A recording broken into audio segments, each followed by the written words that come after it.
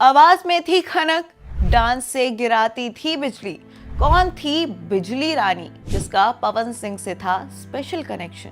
भोजपुरी लोक संगीत की दुनिया में एक ऐसी आवाज हमेशा के लिए खामोश हो गई जिसने कभी अपने सुरों और थिरकन से लाखों दिलों पर राज किया था। हम बात कर रहे हैं भोजपुरी की मशहूर लोक सिंगर और डांसर बिजली रानी की। 70 साल की उम्र में उनका निधन भोजपुरी इंडस्ट्री के लिए एक बड़ी क्षति है। उनका जाना सिर्फ एक कलाकार का जाना नहीं बल्कि उस दौर का अंत है जब उनके स्टेज शो के बिना कोई भी आयोजन पूरा नहीं होता था। तो आइए एक नजर डालते हैं बिजली रानी के यादगार सफर पर और जानते हैं उनकी जिंदगी की आखिरी कहानी। भोजपुरी लोक कला को एक नई पहचान देने वाली बिजली रानी ने शुक्रवार की शाम बिहार के रोहतास जिले के नटवर गांव स्थित अपने पैतृक घर में अंतिम सांस ली। बताया जा रहा है कि वो लंबे समय से किडनी फेलियर की गंभीर बीमारी से जूझ रही थी। बिजली रानी का जन्म सासाराम के नटवर गांव में हुआ था। बचपन से ही उनमें संगीत और डांस का अद्भुत हुनर था। कहा जाता है कि जब वो मंच पर आती थी तो उनका हर डांस मूव और आवाज की खनक लोगों के दिल में बिजली की तरह कैद कर जाती थी। इसलिए उन्हें प्यार से बिजली रानी का नाम भी दिया गया था। 80 और 90 के दशक में वो भोजपुरी लोक संगीत की चमकती हुई सितारा थी। उनकी लोकप्रियता भोजपुरी, शाहबाद, मगध से लेकर पूर्वांचल के गांव-गांव तक फैली हुई थी। शादियों, मेलों और स्टेज शोज में उनकी मौजूदगी से ही असली समा बंधता था। लोग कहते थे कि अगर बिजली रानी नहीं तो अभी तो असली मजा बाकी है।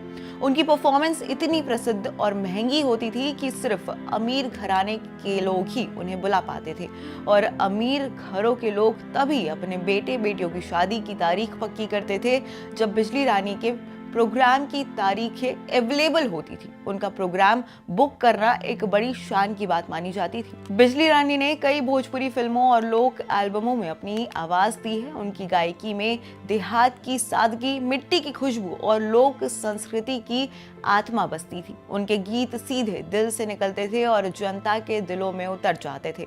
उन्होंने ही भोजपुरी थिएटर और स्टेज परफॉर्मेंस को लोकप्रियता की एक नई पहचान दी थी। लंबी बीमारी और अंतिम समय की मुश्किल घड़ी। अपनी शानदार कला से लाखों लोगों को खुशी देने वाली बिजली रानी के लिए जीवन का आखिरी पड़ाव बेहद मुश्किल और दर्द भरा रहा।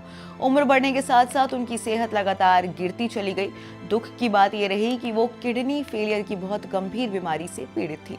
ये ऐसी बीमारी थी जिसने उनके शरीर को पूरी तरीके से तोड़ कर रख दिया था।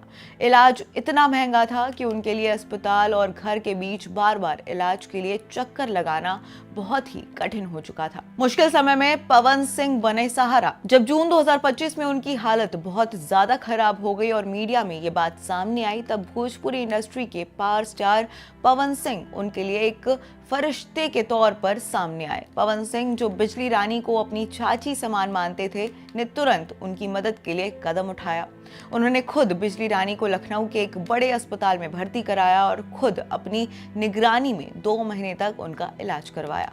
उस मुश्किल समय में पवन सिंह ने न सिर्फ आर्थिक मदद दी बल्कि उन्हें अस्पताल में इमोशनल सपोर्ट और हिम्मत देते हुए भी वो नजर आए थे। पवन सिंह की मदद और इलाज से उन्हें थोड़ी राहत तो मिली थी लेकिन बीमारी इतनी गहरी थी कि वो इस गंभीर जंग को जीत नहीं पाई। इलाज से थोड़ी राहत मिलने के बावजूद उनकी सांसों की डोर टूट गई और वो हमेशा के लिए इस दुनिया को अलविदा कह गई। इंडस्ट्री में शोक की लहर और उनकी विरासत। बिजली रानी के निधन की खबर जैसे ही फैली भोजपुरी संगीत जगत में दुख की लहर दौड़ गई। बड़े बड़े कलाकारों से लेकर आज के नए गायकों तक सभी ने सोशल मीडिया पर उन्हें याद किया और श्रद्धांजलि दी। उन्हें भोजपुरी इंडस्ट्री में प्रेरणा का स्रोत माना जाता था। कई नए कलाकार ये मानते हैं कि उन्होंने बिजली रानी को देखकर ही मंच पर आत्मविश्वास के साथ उतरना सीखा।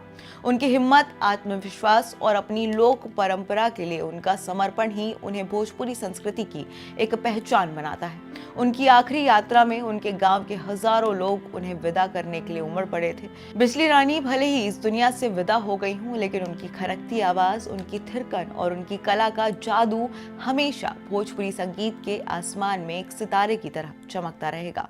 वो लाखों लोगों के दिलों में हमेशा जिंदा रहेगी, उसी तरह जैसे उनकी परफॉर्मेंस के दौरान लोग तालियां बजाकर और झूमकर उन्हें प्यार दिया करते थे।